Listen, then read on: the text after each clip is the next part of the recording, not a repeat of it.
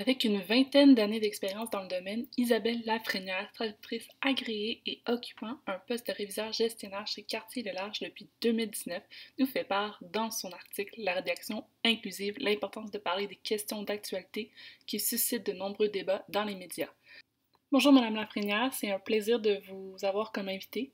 Mais avant toute chose, moi, je voulais vous féliciter pour votre initiative de création de balado à propos de la traduction parce que ça donne de la visibilité à notre profession et on en a bien besoin. Et c'est tout à votre honneur. Alors, je ne prétends aucunement être une experte de la question et j'invite toute personne intéressée par ce sujet-là à suivre la formation qui est offerte en ligne gratuitement par l'Université de Montréal. Moi, c'est ce que j'ai fait dans le cadre de ma démarche qui, au départ, visait surtout à recueillir de l'information pour être en mesure de conseiller nos clients. Parce que de plus en plus d'organisations sont sensibles à la promotion de la diversité et de l'inclusion et donc au choix des mots dans les formulations, dans les communications. Et comme professionnel de la langue, je me dois de rester au courant des pratiques exemplaires pour pouvoir proposer des solutions aux clients et intégrer les principes de base de la rédaction inclusive dans mes propres traductions et en tenir compte quand je révise aussi. Et en commençant par remettre en question le recours systématique au générique masculin. Savez-vous qui est à l'origine de l'écriture inclusive? J'ai l'impression que c'est pas une idée qui a germé dans la tête d'une seule personne.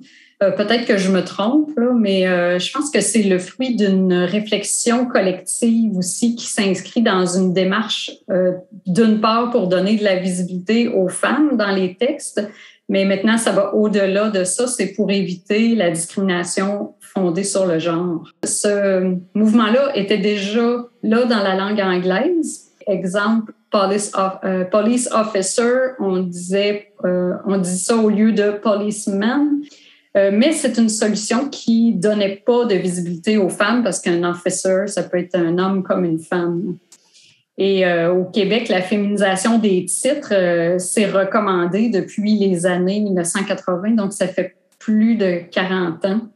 Alors, je pense que c'est pas un nouveau sujet. Et si on en entend plus parler ces temps-ci, j'ai l'impression que c'est sous l'influence de la France où là, ils ont des débats que nous, on a eu il y a déjà un bout de temps. Que signifie la terminaison et qu'on retrouve dans maisonnette, cigarette, savonnette? Je pense que c'est un diminutif qu'on utilise pour former des noms féminins, comme une maisonnette est une petite maison, ou d'une langue à l'autre, ça peut être différent. La lune peut être féminin dans une langue, ça peut être masculin dans une autre langue, ça peut même être neutre dans une autre langue. Alors, pourquoi on dit la lune et le soleil? Est-ce que, ça peut aller très, très loin. Que veut dire rédaction épicène, rédaction inclusive, rédaction neutre?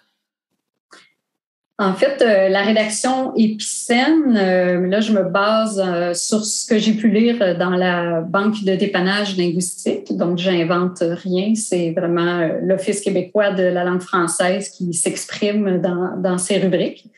La rédaction épicène, c'est une pratique d'écriture qui vise à assurer un équilibre dans la représentation des hommes et des femmes dans les textes. Donc, elle s'utilise lorsqu'il est question de personnes.